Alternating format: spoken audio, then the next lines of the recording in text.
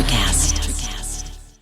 We often don't feel worthy, not just don't feel worthy of receiving outside love, but we don't feel worthy of receiving our internal love. We feel like we need to work for, sacrifice to, do all the things before we are good enough to seek the ancestral wisdom, to receive the ancestral gifts, to receive the light that is waiting inside of us.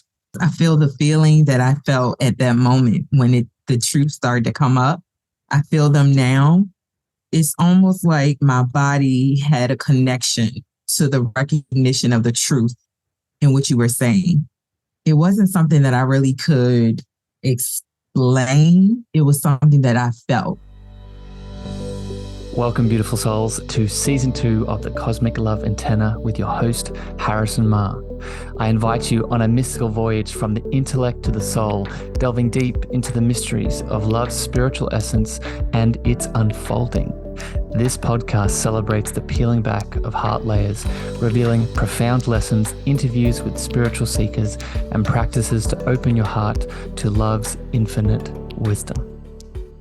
Good morning, evening, afternoon, wonderful beings. Welcome back to the show and another community coaching, community loving episode where I, host Harrison, get the divine pleasure to hold space with a beautiful member of the tribe, a member of the Cosmic Love community, and dive deeply into a specific topic that I know is going to bring the beautiful community member that I have on the show some value, and also you, the listener, right? That is the intention that we hold today, to have a coaching chat, to give guidance with something that I know is going to help you go a little bit deeper. And that topic today is your ancestors and ancestral healing. Before I pass to the lovely guest I have, just a reminder that if you get some value out of this chat today, please share this far and wide with a friend, a family member, and a lover. And these kinds of conversations are quite unique. So if you would like to be on the show and you would like to be a member that I go into a particular topic with, you can go over to Apple/Spotify, and in your reviews for the show, leave your comments, your feedback, your perspectives, and I'll pick someone else out for the next conversation. So with that, I have the lovely Watts here today to talk about this topic. Watts, do you want to say hi, my friend? Hello, everyone. I'm so excited to be here with you, Harrison, and have this discussion about ancestors. Yeah, and I think let's start with that, Watts, because I know that this topic means a lot to you, but for people listening, they're new to your voice. So let's start with a quick why is this topic in particular important to you, my friend? Yes. So I met Harrison about maybe over a year. It's definitely over a year, maybe a year and a half ago. And I met you when you were discussing the topic of spirituality and when it comes to past lives, ancestral lines. Yeah. That's where I was going. Yeah. And it really piqued my interest. Some of the topics that you were talking about and the details just really gave me some codification in regard to what I was experiencing. And Watts, I'm already interrupting because I know your heart so well. Can you describe how you knew that what I was saying was true? Because a lot of what I speak about, just to speak to the left-minded, beautiful souls out there, a lot of the things I speak about go beyond science and studies and things like that. So I'd love to hear because this is going to happen in this chat today. How did you know I was hitting on some deep truth for you? Yes, I feel the feeling that I felt at that moment when the truth started to come up. I feel them now. It's almost like my body had a connection to the recognition of the truth in what you were saying. It wasn't something that I really could explain. It was something that I felt. So you were sharing what you were sharing about ancestral healing and things of that sort. Things just bubbled up for me that they were like indicators, like, that's true. Yes, that. So it was something I felt on the inside that connected with what you were saying. Yeah. So I interrupted you. So then where has that taken you now? And you're still obviously passionate about this topic right now in this moment. Absolutely. So I began to implement some of those offerings that you gave in your talks and in your spaces when you were teaching about these things or helping people to have a better understanding. I began to apply them, and immediately I began to get results in regard to wanting to know more and getting more. So that connection also worked for me. Thank you for explaining that, Watts. And I'm so excited for you. And I received the love, but I also just want to make this very clear. This is not a Watts thing, right? While Watts is unique in her beautiful journey, the truth that she accessed, we all have that truth inside of us. So I'd encourage people listening, as we get into this topic today, open your heart, right? And the brain might come in and say, I don't know about this, but that soul, that spirit, that deeper part of you might be saying something else. So intentionally create space for that. Let's get into it. What's the first question you have for me in regards to this topic? Yeah, so what's coming up for me right now in regard to what you just said, if I can offer more insight. I come from a background of a very religious system, and that system actually shunned a lot of the things that I'm learning about now. So it caused me to feel a lot of shame and guilt around wanting to know more. So when you said what you were saying, that all of us have access to being able to make connections to this truth, it is absolutely true. This isn't something that's just only for me or only for like me. It's for anyone who's open to it. So I wanted to also say that with my own voice to give confirmation to what you were saying for other people, that they are not obsolete. I mean, they're not excluded. Yeah. Able to take the same journey. Yeah. And it, just to add to this, especially when it's religious. Okay. And let's go straight into this, because this is very heavily connecting to our ancestors and ancestral healing. We've all had many different kinds of traumas down our ancestral line that are causing separation and illusion and stopping us from stepping into more of our light and our love and our abilities and our voice and all the things. And I'm just going to say this statistically. I don't even need to speak to you, the listener, to tell you that you have some kind of religious pain and trauma in your ancestral line. And I say that from experience, but I also say it statistically, right? When you look at your ethnic background, whether you're from Europe, whether you're from Africa, whether you're from North America, whether you're from South America, the likelihood that someone or you as a past life has experienced some kind of religious persecution that has caused you to feel guilt, shame, unworthiness, disconnection, deep-seated grief is very high. And I don't say this to scare, and I don't even say this to, hey, you need to do this right now. I say this so you have awareness and you can start creating a space to illuminate this shadow.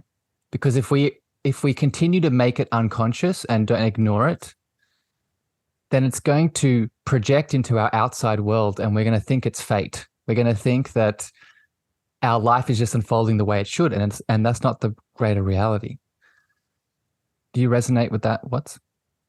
Absolutely. Absolutely. When I first met you, Harrison, you were talking about ancestral healing. I already knew that the connection to my religious trauma was going to be a thing that I was going to need to overcome or explore more deeply and embrace in order for me to get to a place of being able to know more. So instead of me continuously feeling the pain, allowing the pain to affect me, I had to get to a place of examining what the pain was about and releasing it. So that's something that I learned from you. Yeah, big one. Yeah. How is that?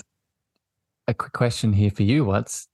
How have you noticed, because this will help people listening, how have you noticed that changing your life? How have you noticed that impacting, whether it be your relationships, whether it be your passions and your purpose in the world?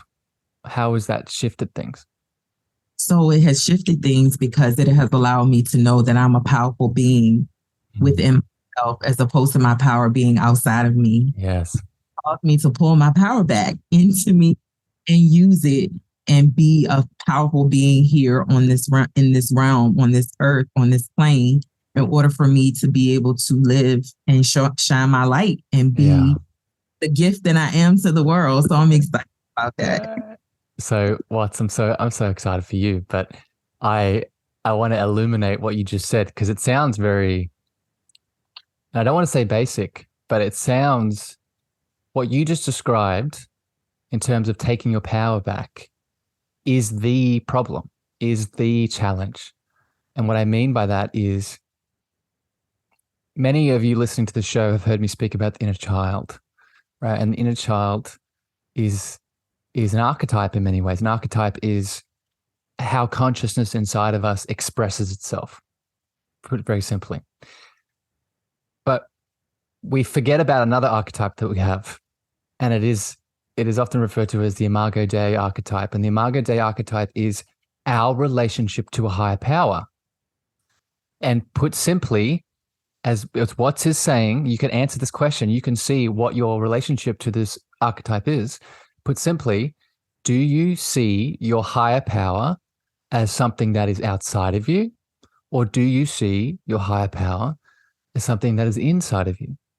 Based off how you answered that question, your world is going to look very different, right? Your dynamics with your relationships, the people that you love, your dynamics with how your healing journey is expanding, your dynamics in how you're starting to, as Watts beautifully said, share your light with the world, right? And there's no judgment here, but ask the question, what is that archetype for you, right? For me, it used to be that I felt chastisement all the time, as if I, like a child that wasn't doing things right. So I always felt a lot of retribution, a lot of condemnation, a lot of shame, and a whole lot of just expecting punishment because of not having a certain level of perfection in regard to the rules, So that was the way I viewed the higher power outside of me, as being someone that was constantly watching me to tap my hand or spank my butt. I don't feel that way anymore, because I now know that that higher power that I was seeking outside of myself is actually inside of me. And the way I was able to access it is to go through that journey of healing that inner child. Yeah. For me, and to have more confidence. Yeah. And I'm happy that you brought that up. This is why in a lot of the work that I do ancestral healing and inner child together, right? Because they're very connected. They're very synonymous. Let's move on here. What else is on your heart that you want to bring up today or ask me? Yeah. So like I said before, when I first met you, my question for you was around me having these dreams. I was having these dreams about my ancestors, and it was coming through in the form of me speaking other languages that I didn't know. Feeling so connected to these languages and so connected to this culture or energy or whatever it was, that I wanted to know more. And you told me all I have to do is just be open to receiving more words. I mean, of course you said it in your Harrison way, but that's the way I interpreted what you said. So when I did that and I went and I slept that night, I felt like I just received so much more information. So now that I'm continuing to do that and be on that journey, it led me to this big, amazing experience I had at a spiritual retreat in this past October 2022 in New Orleans. So what happened was I had an ancestral experience spiritually. I was told by my ancestors that I have this particular gift that I get to share with the world. And once that happened, it just shocked me so much. Mm. Felt it inside of me, but I never knew what it was called. So when that happened, I began to weep. I felt like I was weeping for myself because of me feeling like, wow, that's just such a big thing. Then I felt like I started weeping for them. Mm. So the tears kept going and going and going until I got to the end of the tears. It began to rain outside. It began to rain. And it was like, as I got through the tears and I stopped crying, the rain shut off. The sun came out. Oh my gosh, it was so beautiful, Harrison. I'm so excited for you. So firstly, thank you for sharing that beautiful story. And I actually forgot about you sharing those languages that were coming through for you. And I want to put a couple of dots together here for people listening, because again, as we said at the start of this chat, while Watts is a unique expression, the practices and the tools and the ways in which she has come to these realizations, we can all start to lean into. So 2 things here I want to highlight. Firstly, is the role of our dreams at night. If you're listening to this, I'll put my dream podcast in the show notes to go back and listen to those episodes. It's a beautiful place to begin. But just to say this in a very summarized version, your dreams, they hold 2 functions. And one of those functions is a spiritual playground in which our spiritual essence can be connected deeper into. And Watts experienced that through different languages, different ancestors, and different lives in some instances. But the other powerful piece here that Watts experienced, and you said it beautifully, my friend, you had to accept, you had to allow, you had to give permission for the truth to come through you. And this cannot be underlined more. Whether it is our ancestors outside of us that are coming in to contact us in the spiritual realm, or it is our own inner shadows and illusions, we are the last gateway, meaning that if there is barriers and resistance to us receiving, it's most likely the last culprit is us. It's our willingness, going back to the religious piece that you were speaking about, Watts. We often don't feel worthy, not just don't feel worthy of receiving outside love, but we don't feel worthy of receiving our internal love. We feel like we need to work for, sacrifice to, do all the things before we are good enough to seek the ancestral wisdom, to receive the ancestral gifts, to receive the light that is waiting inside of us. Does that resonate with your experience, Watts? Absolutely. And the other thing I wanted to add to this is that I did not do this alone. I had a spiritual teacher to assist me in this journey. And at that time, we were doing a visualization, and it was an inner child visualization that I was walking through.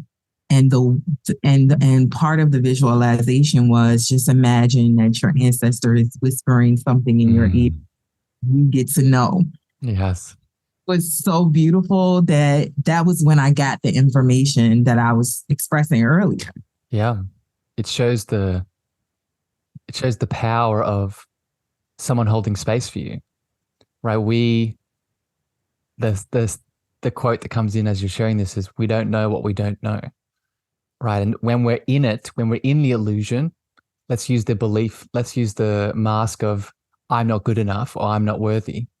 When we have that mask on, in many ways, it's a belief system, and a belief system is closed, so we can't see out of it. But another analogy that I use here, is the frog in the well knows nothing of the ocean, right? So the frog in the well thinks that its full life is that well, is the water in that well, where in reality, outside of the well, there's a huge, gigantic ocean of potential. So when we have the mask on of, I don't deserve to connect to my ancestors, or this is just witchcraft, or this is just, whatever the story is, we can't see out of it because it is us. So when someone comes in, like you experienced, they're able to illuminate the rest of our potential. And they're not giving us that. They're just being, again, another image here for people. They're being a mirror of love so we can see more of ourselves. Absolutely. Oh my gosh. I could talk to you about this for 1,000 years. Thank you so much for that beautiful summary and that beautiful depth that you went into in regard to what I experienced. I appreciate it. So now that I'm here with the ancestors being so, I feel, readily available for me to access, I want to know, are they the same as my spirit team, as my spiritual guides, or what have you? Because I talk to them, they talk to me. Yep. And it isn't creepy at all. It is just, the communing is beautiful. And yeah, that's my question, because I know some people sometimes ask that and I'm like, I don't know. I guess they're the same, but I want to hear from you, your perspective of what you know about it. Yeah. So I'll give a short answer and a long answer to this. Okay. So the short answer, just to meet the mind, because that's what's happening here. You're having these beautiful spiritual moments and the mind's coming in. It's like, now it wants to work it out, right? It wants to oh, is this a that? Is this a that? Can I put it in this box? So to meet the mind with love, I would count it as your spirit team, right? These ancestors that are coming in. Just to summarize it very simply, yes, the answer is it is the same category as the spiritual team that you can call to, right? I would count them as a part of your angels. They're the same as your spirit totems. They're the same as, all of those. Okay.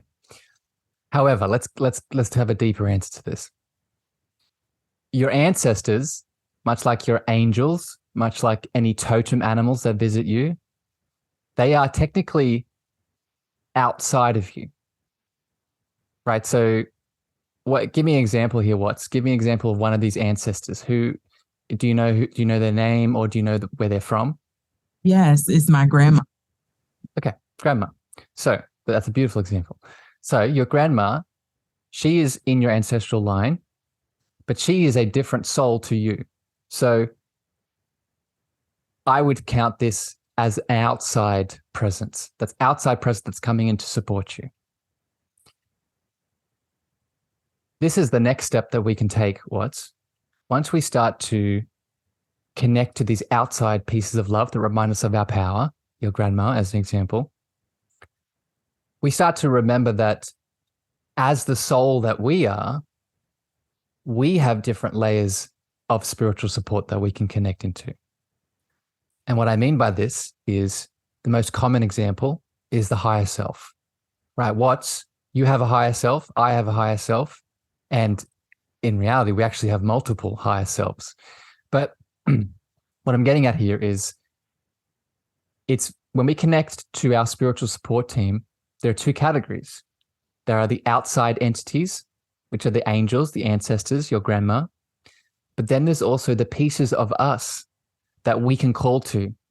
And I make this distinction because the pieces of you are actually more significant because let's use the example of your grandma again. Your grandma might have a particular mission, have a particular purpose for you. She has a mastery of something. So she comes in to give you guidance around a particular gift like you experienced, right? Versus your higher self is, because it's part of you, a deeper aspect of you, it has a unique skill, much like your grandma, but it knows you in a deeper way than what your grandma does. Your higher self channels through you to a deeper level than your grandma could ever because she is always only ever going to be external.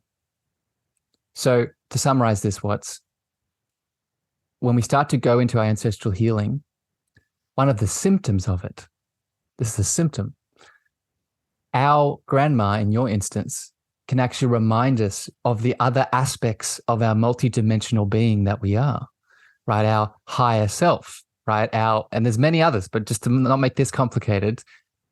So that would be the distinction. Does that resonate, my friend? Yes, indeed. I feel that the reason why grandmother is one of the beings that come through, Yep. communicate with me is because she is someone I was very close to. Yeah. So I feel that she comes to me to allow me to have a conduit to get access to the higher part. Yes. Yes. Yeah. And this has happened many times. Like one time it happened when I was in the grocery store, a bird flew out of the shelf and I knew that was her spirit. Yeah. Knew. Yeah. I didn't have to ask. I felt it. It was like, oh, it's Granny. Yeah. You know, it was a very unusual way of showing herself, but because it was unusual and because it happened in such a normal everyday activity, it got my attention, number one. And then number two, it made me feel that she's always with me. Yeah. So it was very beautiful, Harrison. So that is the reason why I asked that question, because I have these happen like this. Many things come up around that, but I want to connect it back to that last point that we just made, right? Of the deeper parts of yourself. So I would ask you, and you don't have to answer this, just feel into this. What is the piece of you that felt your grandma, right? What is the piece of you that felt your grandma in that bird?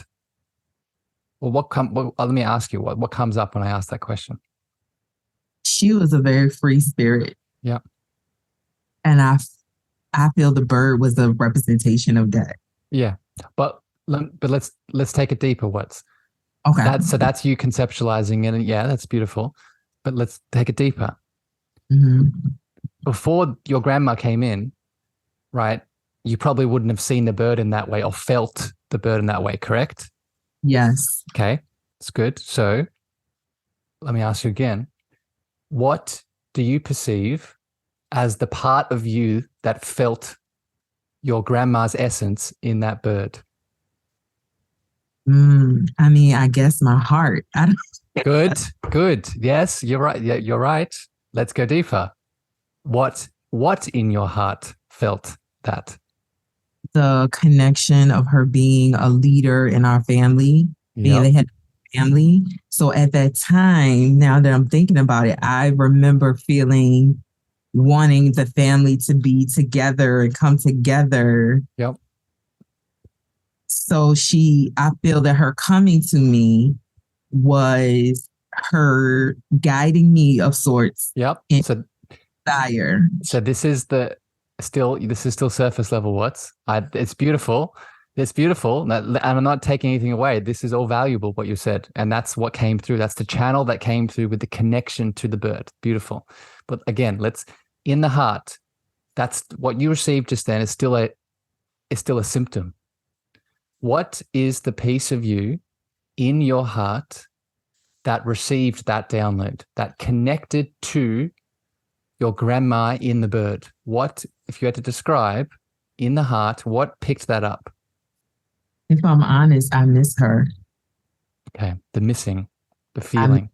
The feeling of missing her and just wanting to feel her. Good. So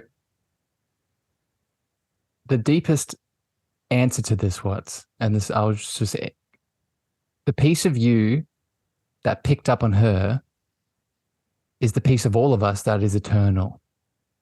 Okay. And this is the point that I was trying to get back to before with the external guides, the external ancestors, the external angels, what they can help us access. And one of the things that help us access is our higher self. We defined that before, right?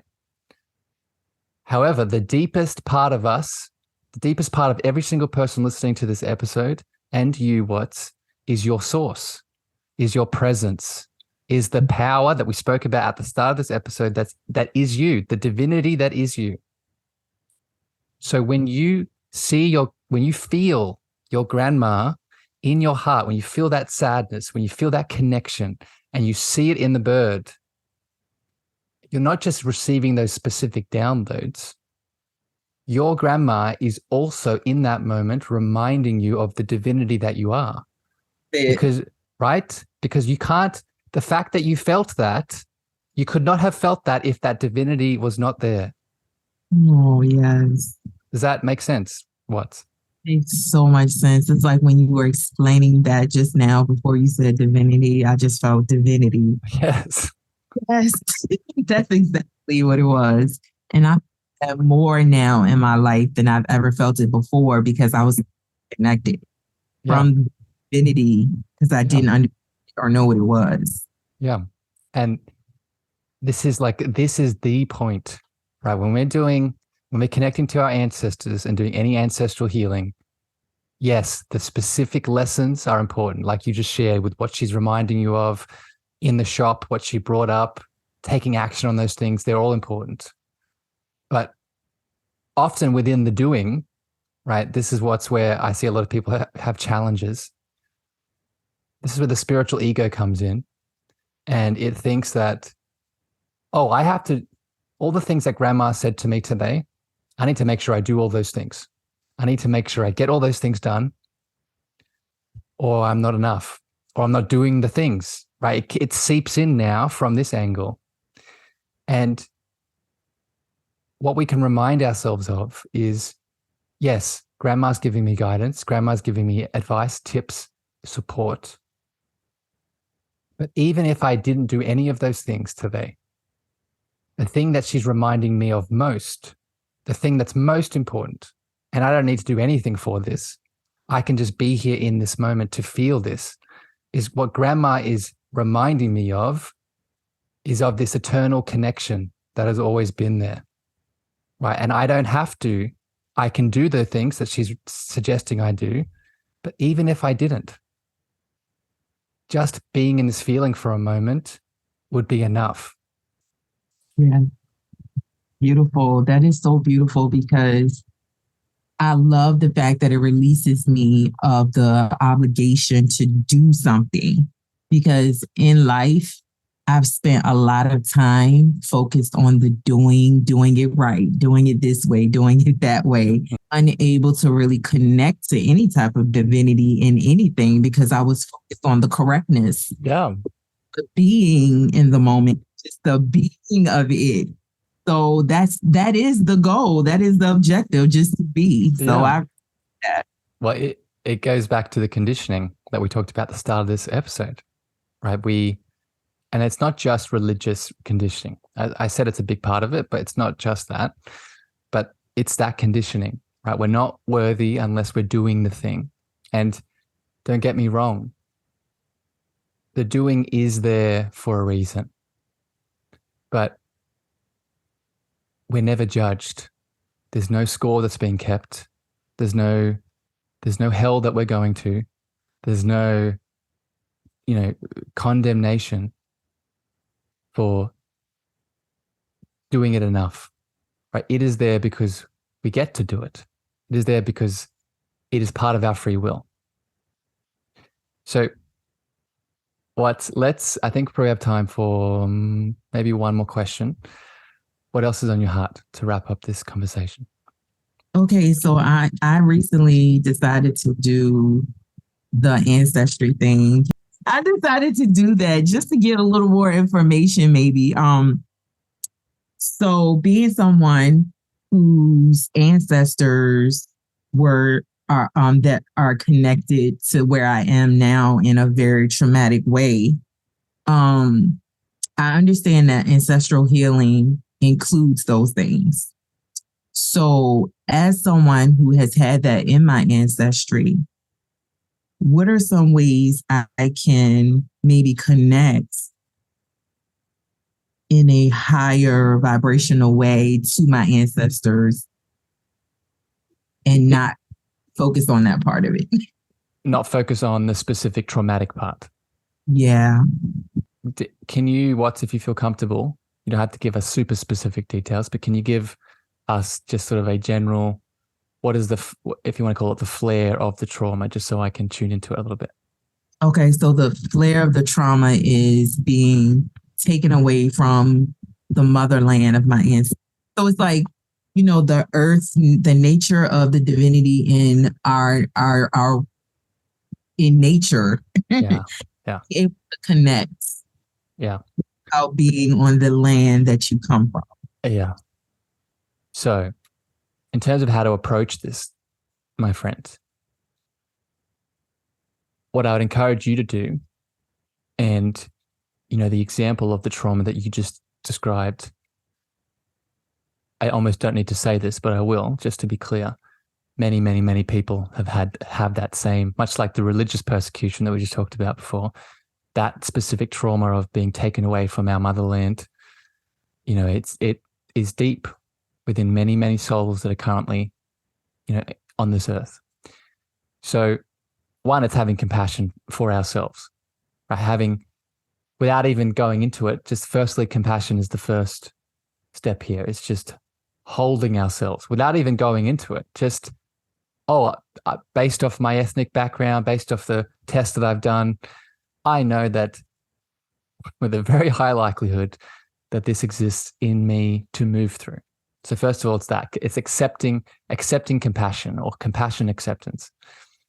The second thing I would say here, my friend, is that you don't need to go looking for it. And two, you don't need to worry yourself about if it will come up. And what I mean by this is,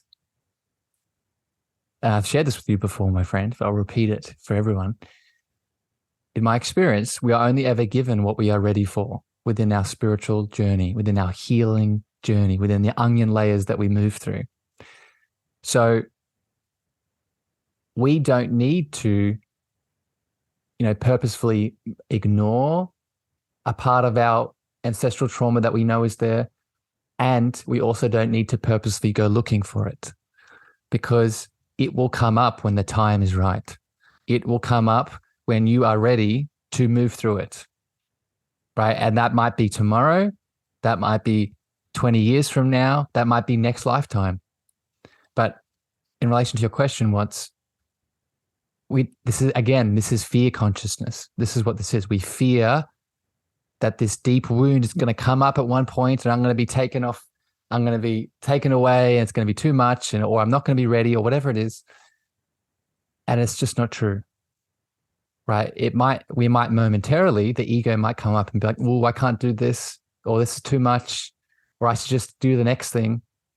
But that's an illusion, right? Because you, to be very clear, connecting back to our divinity, you are the most powerful person in your reality. So if that shadow comes up, you can use your free will in that moment to be like, okay, it's coming up, so I must be ready for it. I'm going to lean in. Or, because you have free will, you don't have to.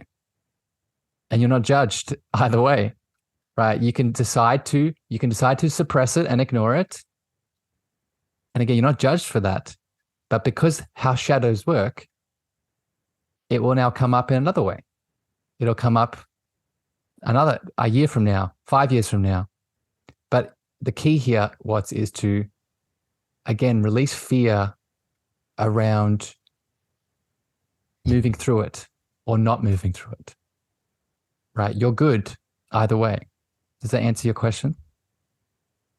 It does. It's the challenge for me. I know you probably could do a whole other podcast on this podcast episode.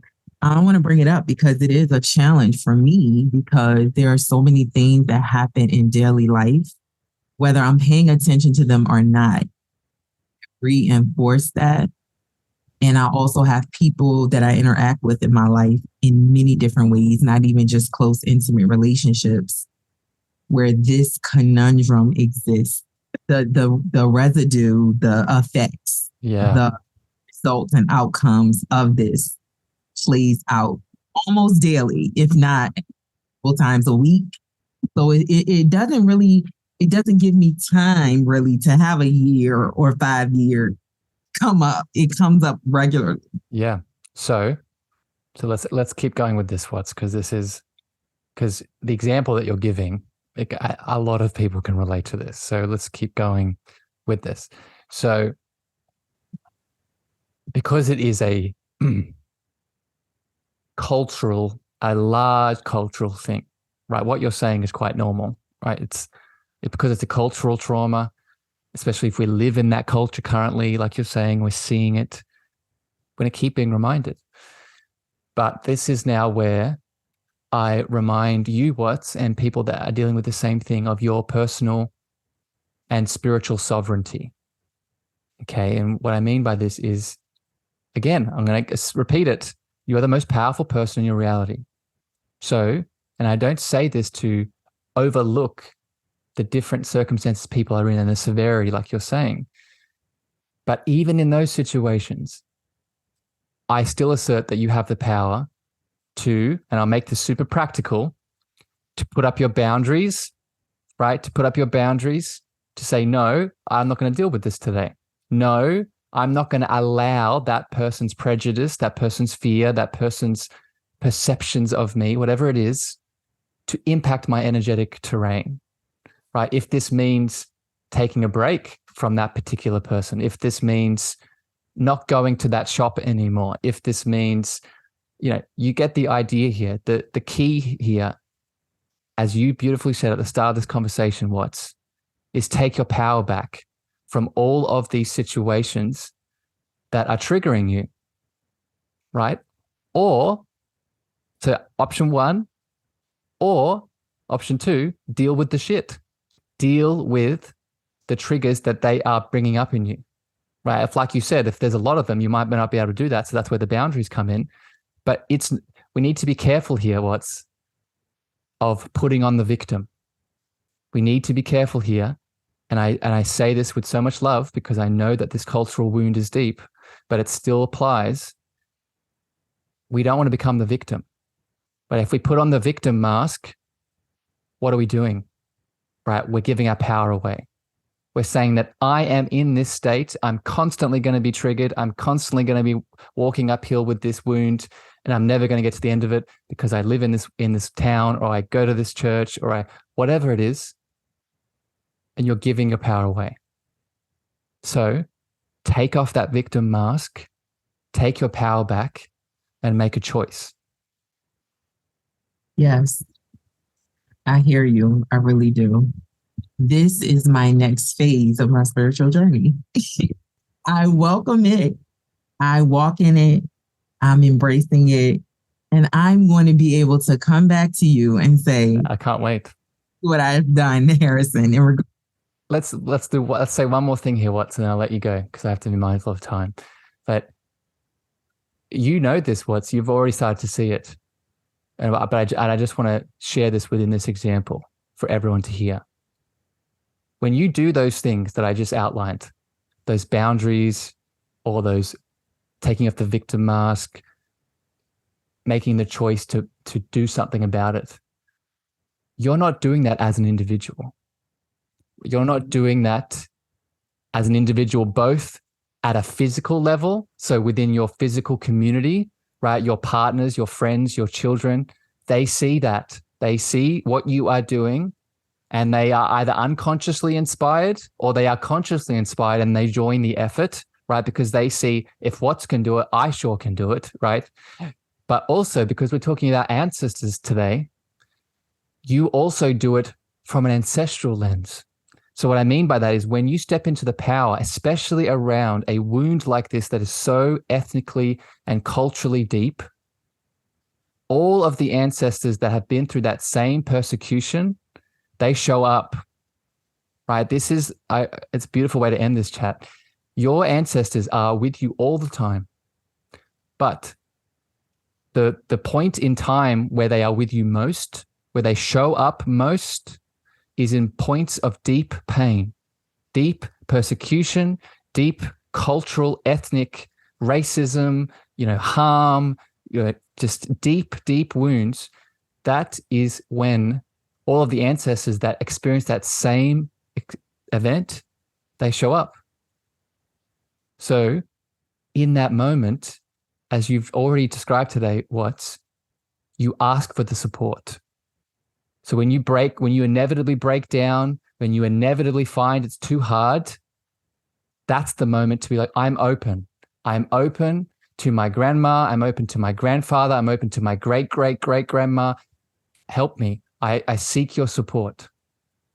Yeah, this is beautiful. It's confirmation for the way I've been moving through this thus far. So I appreciate it so much.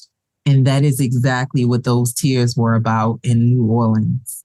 It's from able to take on the mantle of doing this and moving through this process on my own and doing it in regard to my entire ancestry. So I really appreciate you saying that, Harrison. Thank you.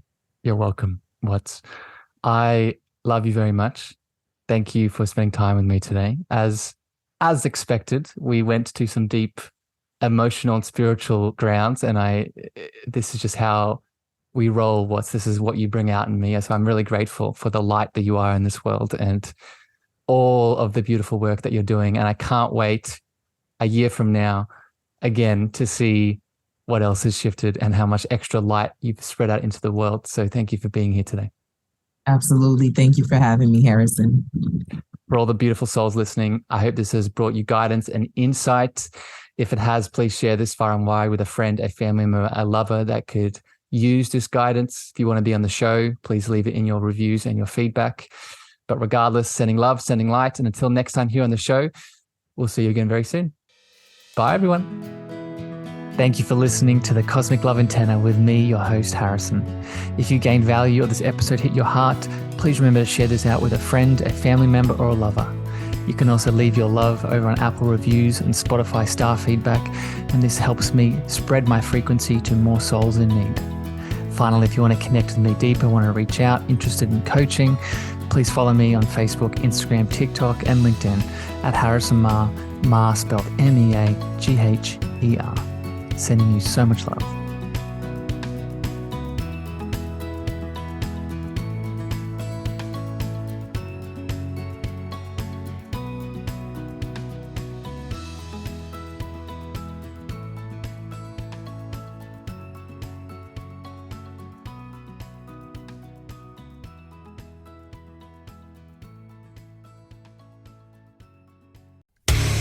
Hey there, I'm DC. I host the rock podcast, Back to the Arena, The Interviews. It's about a 30-minute podcast where I talk one-on-one with a band who has released new music.